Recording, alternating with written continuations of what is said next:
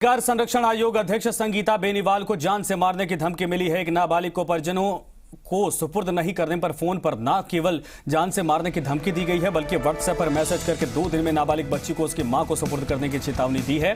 जिसके बाद आयोग के अध्यक्ष ने इस संबंध में जोधपुर पुलिस कमिश्नर से लिखित में शिकायत दी। पुलिस मामले की जांच में जुटी है। आयोग की अध्यक्ष संगीता बेनीवाल ने बताया कि एक मासूम को करीब 9 साल पहले उसकी मां स्वेच्छा से छोड़कर चली गई थी। उसके बाद से ही बच्ची एनजीओ के यहाँ रहकर पढ़ाई कर रही थी, लेकिन इतने साल बाद उसकी मां अचानक आई और बच्ची को सुपुर्द करने की गुहार लगाई, लेकिन बच्ची ने मां के साथ जाने से इनकार करते हुए एनजीओ में रहकर ही पढ़ाई करने की बात कही। उसके बाद किसी ने बच्ची को सुपुर्द करने को लेकर उन्हें धमकी दी है।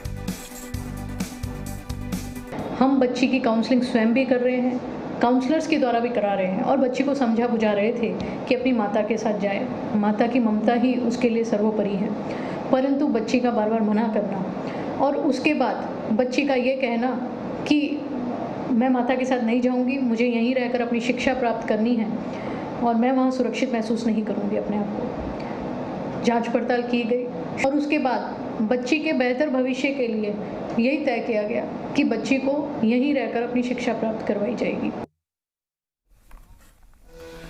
तो धमकी मिली है। राजस्व बाल अधिकार संरक्षण आयोग अध्यक्ष को धमकी मिली है और संगीता बेनीवाल को जान से मारने की धमकी मिली है। बताया जा रहा है कि व्हाट्सएप के जरिए मैसेज करके पूरे मामले पर धमकाया गया है। भवानी भाटी हमारे साथ, हमारे सहयोगी इस वक्त फोन लाइन पर जुड़ गए हैं। भवानी, क्या कुछ जानकारी है, मैसेज में क्या कुछ लिखा गया है और अब पूरे मामले पर कार्रवाई के तौर पर क्या कुछ आगे कदम पुलिस का? देखिए, अभी तक जो शिकायत उनकी ओर से दी गई है, जो कि ये संगीता बेनीवाल है, ये वर्तमान में राज्य बाल अधिकार संरक्षण आयोग की अध्यक्ष है और इनका इस पर आरोप था कि एक महिला है जो कि स्वेच्छा से 9 साल पहले अपनी बच्ची को यहाँ पर छोड़कर गई थी और उसका किसी एनजीओ, जो कि एनजीओ है, उसमें उसका शिक्षण चल रहा है और वो वहीं पर रह रही है। लेकिन इस महिला ने आयोग के समक्ष गुहार लगाई थी कि उसकी बच्ची को उसे सुपुर्द कर दिया जाए।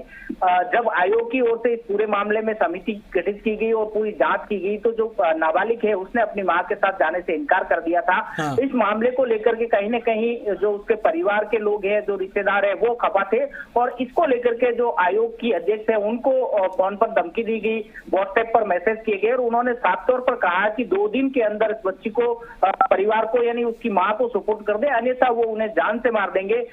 इस पूरे मामले को उन्होंने भी गंभीरता से लिया है। सबसे बड़ा सवाल यह है कि इसमें जो भवानी, आपको रोकना चाहेंगे, संगीता बेनीवाल जी खुद हमारे साथ जुड़ गए। संगीता जी, स्वागत है आपका। लेकिन साफ तौर पर जो धमकी वाले मामले पर इस वक्त खबर सामने आ रही है, क्या पुलिस की तरफ से कोई कदम अब तक उठाया गया और पूरा मामला क्या है, किस मामले में आपको धमकी मिली है? एक मासूम बच्ची जो 9 से 10 साल पूर्व जोधपुर के एक प्राइवेट एनजीओ होम में माता के द्वारा ही सुपुर्द की गई और 9 से 10 साल पहले कोई राब्ता नहीं किया गया बच्ची से। अब पिछले 1 से 2 महीने पूर्व माता कह रही है मुझे जाना है। हालांकि बाल आयोग का प्राथमिकता से कार्य पुनर्वास का है।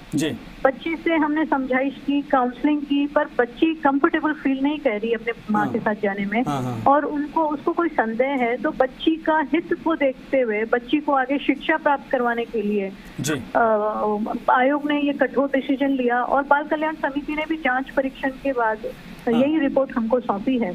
तो जब बच्ची को नहीं दिया गया कल उनके माता को, तो मुझे समझ नहीं आ रहा, कुछ असामाजिक तत्व हैं लगातार मुझे फोन पर 2 दिन का मोहलत दे रहे हैं, वरना सही नहीं रहेगा। कोई कह रहा है कि खत्म कर देंगे। तब फिर मैंने अनजान फोन उठाने बंद किए तो मैसेजेस व्हाट्सएप के थ्रू मुझे उल्टी सीधी बातें लिखी जाती हैं, परंतु मेरा पूरा फोकस कल बच्ची पर था तो मैंने वहाँ पे पूरा प्रोटेक्शन दिलवा दिया। परंतु जब मैंने देखा कि ये लगातार फोनों का सिलसिला चालू है, लगातार मैसेजेस का सिलसिला चालू है, तो अभी 1 से 2 घंटे पहले मैंने यहाँ पुलिस कमिश्नर को लिखित में कंप्लेन दे दी है और व्हाट्सएप के सारे मैसेजेस और फोन कॉल्स वगैरह नंबर वगैरह दे दिए। अच्छा, इसके पहले जब ये बच्ची यहाँ पर आई थी तब इसकी माँ का क्या कहना था? तब वाकई में इसकी तरफ से कोई ऑब्जेक्शन किया गया था या कैसे अचानक इसकी माँ बीच में आ गई? माँ से मैंने कल बात की थी और माँ से मैंने पहले भी बात की थी 4-5 दिन पहले।